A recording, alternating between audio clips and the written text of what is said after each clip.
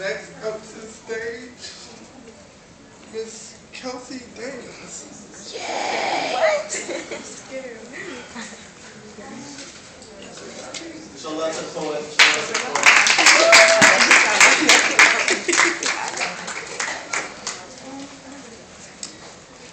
Introduce yourself.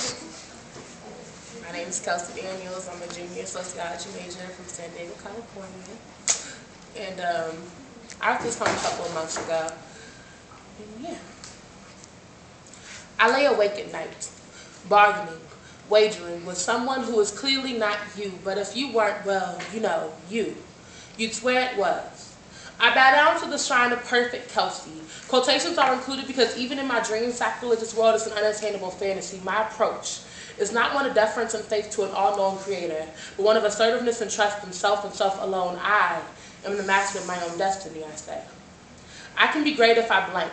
If I just have blank, then I'll be fine. If I make changes X, Y, and Z, I'll finally find myself living happily ever after.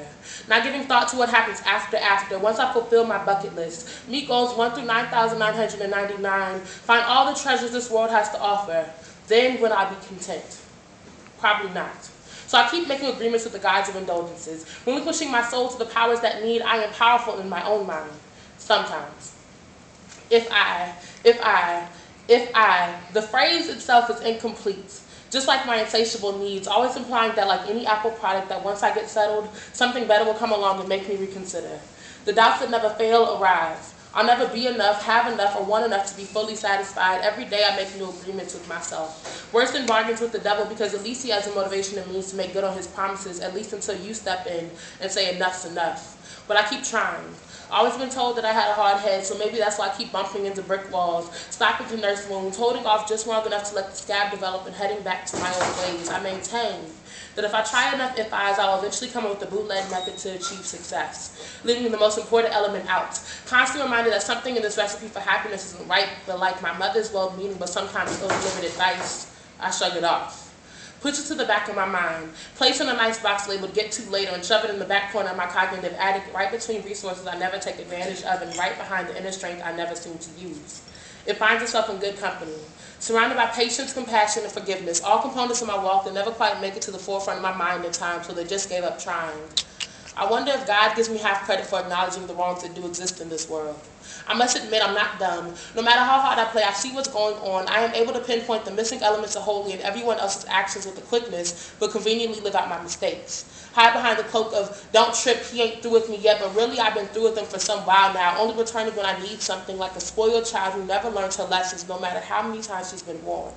I despise those children in real life because I know what they become. Look at what I've become. A walking hypocrisy.